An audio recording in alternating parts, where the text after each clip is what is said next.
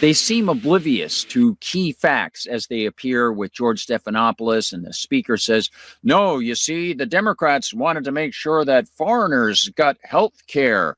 Those migrants who are coming in here and they're undocumented, they're illegal aliens. They shouldn't be getting Medicare and Medicaid. Not once as a conservative Republican mentioning that nobody should be getting Medicare and Medicaid because they're ridiculously, insanely hit me in the head unconstitutional.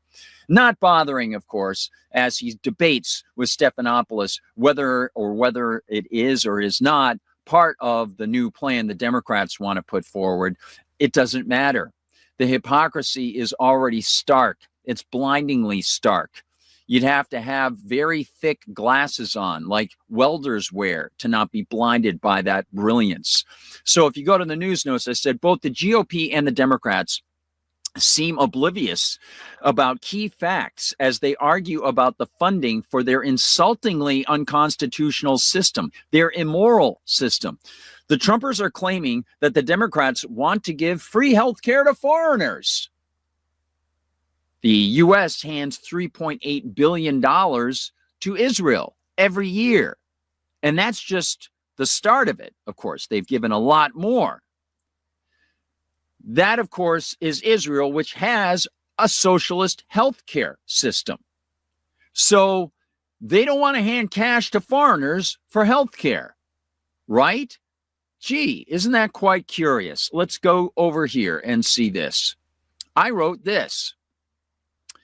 The White House writes, Democrats shut down their $1.5 trillion radical wish list. Free health care for illegals and zero regard for Americans has slammed the brakes on the U.S. government.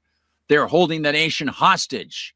Might not want to use that term when people hear about the 1.7 thousand people that the Israelis are holding. And as part of their agreement, the so-called peace agreement that Netanyahu already broke immediately and said, no, we're not going to abide by it, or said he's going to break. They haven't agreed to anything yet on either side. But that agreement said that they would release the 1.7 thousand hostages.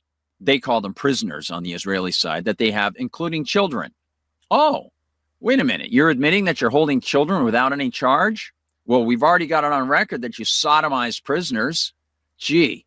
Isn't that nice to know? Well, they have that wonderful Democrats have shut down the government. Hooray, hurrah. And there was much rejoicing. Well, I wrote, no federal health care handouts conform to their constitution. And while we're at it, when the U.S. shovels its annual $3.8 billion to Israel, do they also offer medical care to their population and mass killing IDF?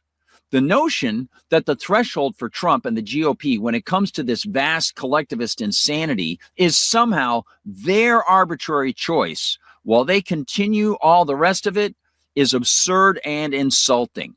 Yeah, there's nothing like being spat at and they call it rain, right?